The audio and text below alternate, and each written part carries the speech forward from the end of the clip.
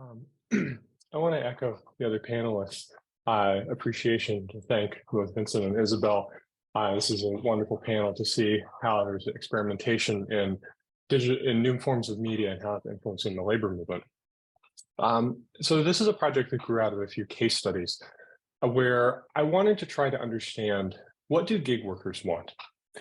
What is it? We know that there's a growth of online communities. There are movements that are emerging both sort of around the world, around employment classification, and also around workers' rights more generally.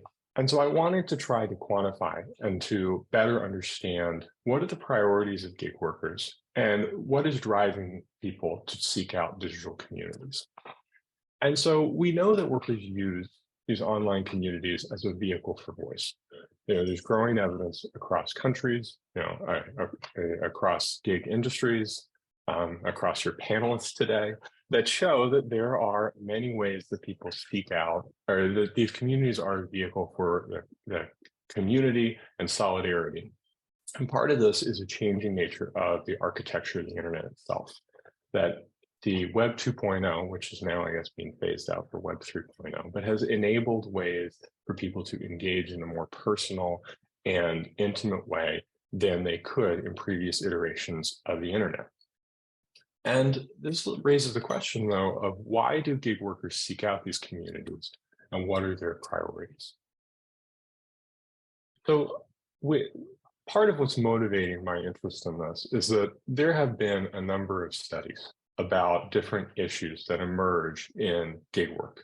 So sort of beginning with sort of the ubiquitous rating systems with like Rosenblatt and Stark's work, with Lindsay Cameron's more recent work about sort of the unfairness associated with customer evaluation systems. There's also the opacity in the design of these technical systems, where people are unable to understand the work rules that they're being subject to. Concerns around gamification, discipline, discharge, and sort of an important one that I think traverses a lot of these is compensation and benefits, and sort of the dividing of value between companies and workers. Now, while each of these studies has given us a lot of insight into these issues and how they affect gig workers' lives, the single issue focus of them makes it difficult to know the relative importance of these concerns to various workers. Right? We know that they are concerns, but we don't know how important they are. And practically, that makes it difficult to target either legislation or to understand how to organize workers for collective action more effectively. And so what I decided to do in this project was to look at the history of worker voice research. So the Tom Koken, Freeman and Rogers, Rachel Alex has done a little bit of work in this as well, to try to understand, what do workers want greater influence over? And so I situated this in grocery delivery work. I've been doing some work in an online community with Instacart workers, and noticed that there was considerable coverage both within the group and nationally about health and safety concerns during COVID, Instacart stealing workers' compensation in terms of stealing their tips, a practice called tip baiting, where because the architecture of the platform allowed customers to reduce a shopper's tips after delivery, that customers would post a really high tip so that someone would take the batch and then they would reduce it to zero afterwards. So to try to like induce someone to take their order very quickly. And false customer accusations, like similar to Amazon Mechanical Turk, where you were allowed to receive monetary benefits as the customer if you complain about the worker, that this resulted in a lot of false customer accusations so that people could get free groceries during the pandemic. So in order to tailor the previous worker voice literature on to this context, I recruited and interviewed 40 Instacart shoppers about where do they feel that they need greater influence, greater voice and self-determination at work, and what is the terminology and language that these shoppers use, so that when I created a survey, they would be able to appropriately measure what people's what their experiences. For example, there's a difference between a job versus a batch, which I had no idea about before these interviews, but became important later on. And so, I modified, as I said, Koken's voice worker gaps or voice gap scale And it primarily works around two measures. First is the question, how much influence do you think you should have over something? And then how much influence do you actually have over it? And the difference between the two creates a voice gap between over a certain issue, such as compensation or others. And I constructed this for 13 different areas of gig work and then recruited 250 shoppers across the US to ask them to complete the survey. And so here are the principal findings of this, where again, you can see that there are considerable voice gaps across virtually every area of gig work. Somewhat surprisingly, the top issue for gig workers was they wanted to have greater say over how to improve the app. This is an area that I don't think there has been a lot of research about. Min Lee's work is probably the most recent work in this area, but it almost seems like this could be a win-win between gig workers and companies, an exercise of voice so that the app can be greater tailored to people's everyday experiences. All closely related, though, is the relationship between, or closely behind is the relationship with customers, ratings and customer complaints. But this seems to be sort of the primary quality of work issue that gig workers are focused on. And I think this gives a lot of credence to like Alex Rosenblatt's work, Lindsay Cameron's work, that looks at the importance of performance management in shaping people's experience on gig work.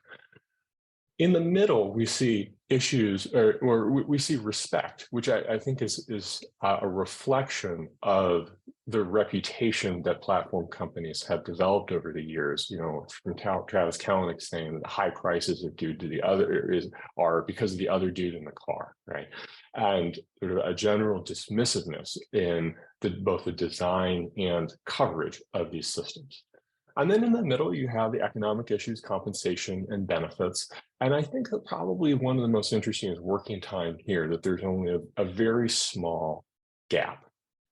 And I think that this is important because of one of the larger debates in platform work is about whether or not the trade to work whenever you want means that workers should forego other employment rights. I think if you boil down most gig companies' arguments is that when the company surrenders the right to tell someone when to work, then it means that they should be essentially released from other employment obligations. And what this indicates is that even though workers feel that they have roughly the amount of influence that they should have over when to work, they view the other construction of the app, whether it be around performance management and compensation, as still not meeting the obligation of what it would mean to be truly self-determined and independent work. And and an interesting finding is that I also asked shoppers whether or not they see themselves as employees or independent contractors.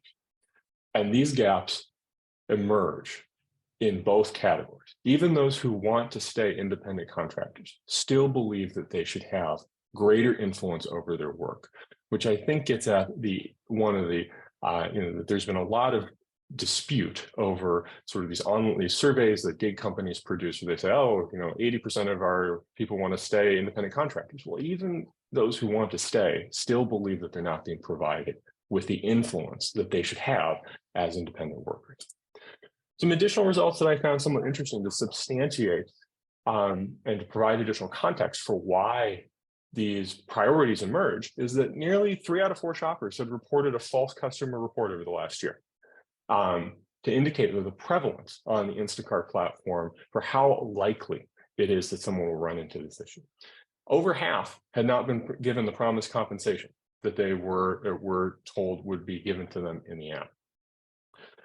One constant issue with Instacart is that because you have to rapidly pick a batch, otherwise someone else could take it, that sometimes shoppers will unintentionally take batches that they do not want.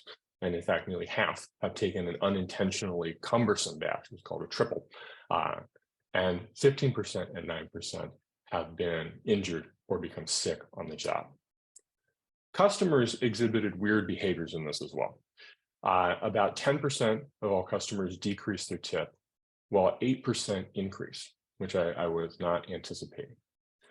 Yet about 14% of all orders, or 14% of shoppers said that they regretted taking an order from the previous week.